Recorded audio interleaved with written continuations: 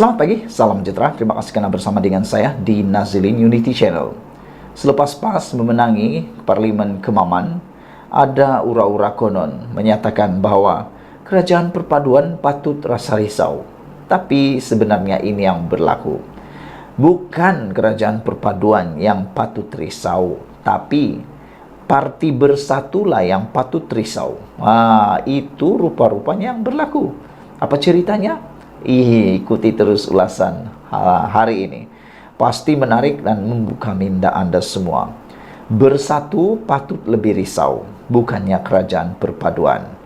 Juru cakap kerajaan perpaduan, Fahmi Fadzil, berpendapat, Parti Pribumi Bersatu Malaysia Bersatu sepatutnya lebih risau selepas kemenangan Menteri Besar Terengganu, Datuk Seri Ahmad Samsuri Mokhtar, pada pilihan raya kecil Kemaman kemarin.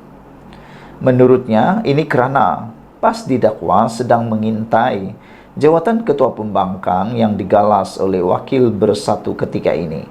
Selain itu, parti dikepelai Tan Sri Abdul Hadi Awang itu dilapor bersedia memikul tanggungjawab yang lebih besar. Saya rasa PAS sedang memperjuangkan peranan mereka sebagai Ketua Pemimpin Pembangkang. Saya rasa sekarang ini sejumlah ahli Parlimen Bersatu telah menyatakan sokongan kepada Perdana Menteri.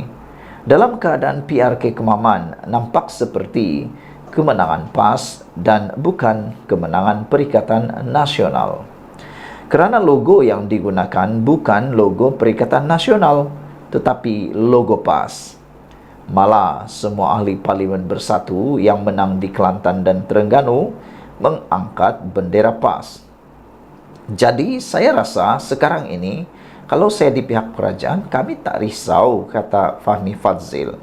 Saya rasa yang perlu risau sekarang ini ialah Parti Bersatu, kerana jelas mungkin selepas ini PAS akan desak atau minta jawatan Ketua Pembangkang, katanya kepada pemberita hari ini.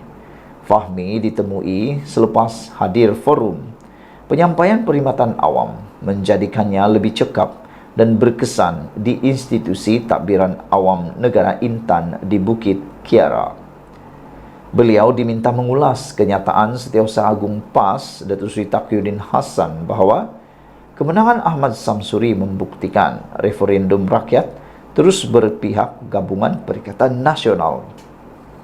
Mengulas lanjut, Fahmi berkata, jika ia referendum daripada rakyat, maka perkara sama juga berlaku ketika Barisan Nasional BN yang merupakan salah satu komponen kerajaan menang dalam PRK Pelangai.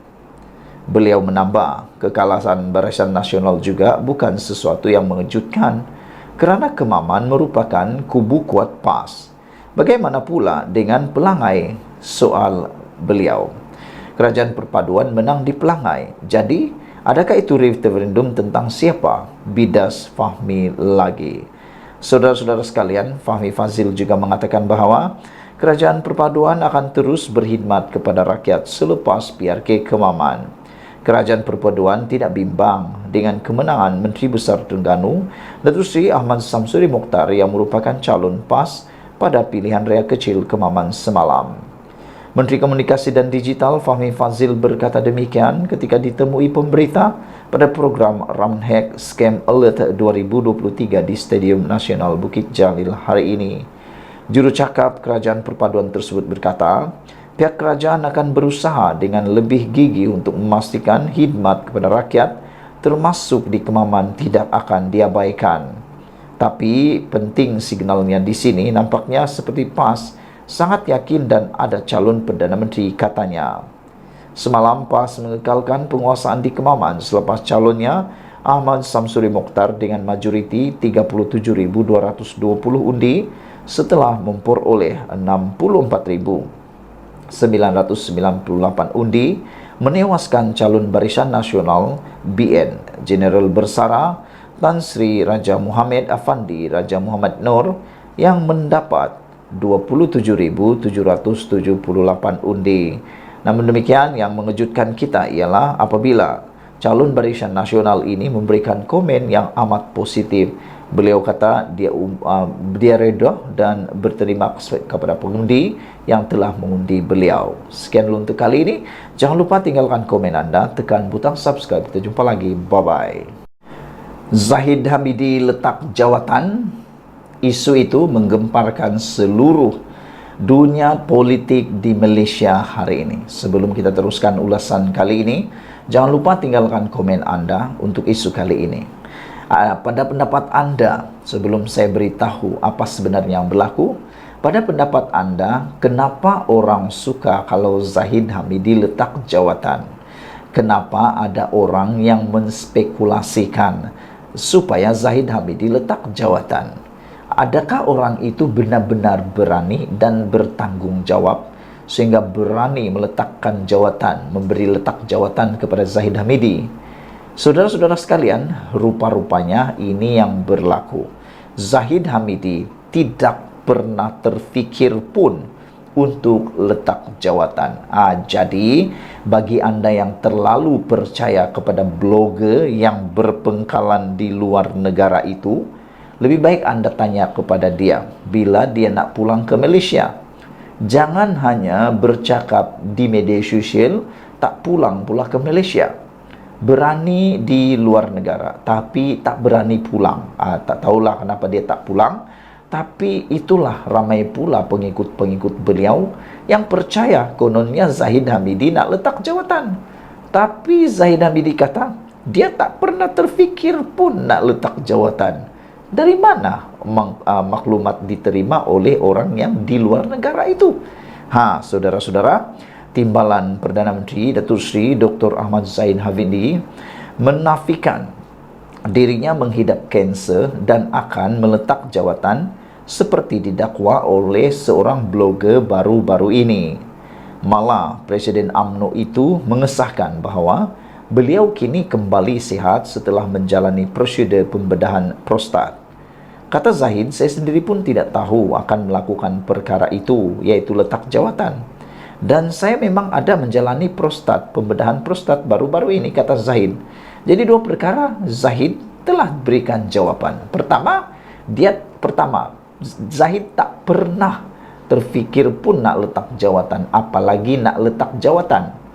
Tak terfikir apalagi nak letak jawatan. Kedua, Zahid Hamidi mengakui dia memang telah menjalani pembedahan prostat baru-baru ini, tapi bukan kerana menghidap kanser. Dan lebih teruk lagi, orang-orang jahat itu menularkan pula kononnya Zahid Hamidi kena kanser prostat tahap 4. Itu adalah pembohongan paling tak beretika atau tak bermoral.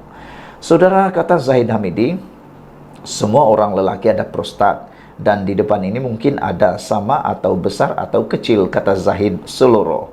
Tapi janganlah buat spekulasi yang macam-macam. Alhamdulillah, saya sihat atas doa semua, termasuk orang yang mendoakan saya. Perkara yang tidak pernah saya fikirkan yaitu meletakkan jawatan, kata Zahid Hamidi. Jumat lalu, Zahid kembali bertugas serta menghadiri mesyuarat kabinet yang dipengerusikan Perdana Menteri Datuk Seri Anwar Ibrahim. Pada 19 November lepas, anak Zahid Hamidi mengatakan bahawa ayahnya telah pun sihat dan selepas menjalani prosedur pembedahan. Terdahulu, seorang blogger pada 22 November lalu menerusi sebuah video di YouTube berkata, kesihatan Zahid Hamidi, kerajaan perlu terus terang dan berhenti bohong rakyat. Dengan durasi 16 minit, mendakwa Ahmad Zahid Hamidi menghidap kanser. Siapa blogernya itu, kamu carilah sendiri siapa orangnya. Tapi yang pentingnya, saya telah terbaca tentang perkara blogger itu. Okey, sekian dulu untuk kali ini. Jangan lupa tinggalkan komen Anda. Kalau nak tahu siapa blogger itu, kamu cari di YouTube. Tajuknya, Kesihatan Zahid Hamidi, Kerajaan Perlu Terus Terang dan Berhenti Bohong Rakyat. Kalau Zahid dah cakap perkara benar, sekarang nak tanya pula kepada blogger yang tulis, yang cakap video 16 minit di YouTube itu, sekarang sebenarnya dia dapat maklumat itu dari mana dan siapa yang berbohong sebenarnya, dia atau Zahid Hamidi? Kerana Zahid Hamidi sudah buat penafian, sudah buat pengakuan Dan kini blogger itu punya giliran untuk membuat pengakuan yang sebenar-benarnya. Ingat, menipu itu dosa. Menipu itu dosa, hukum dosa, masuk neraka. Sekian dulu untuk kali ini. Jangan lupa tinggalkan komen Anda, tekan butang subscribe. Kita jumpa lagi. Bye-bye.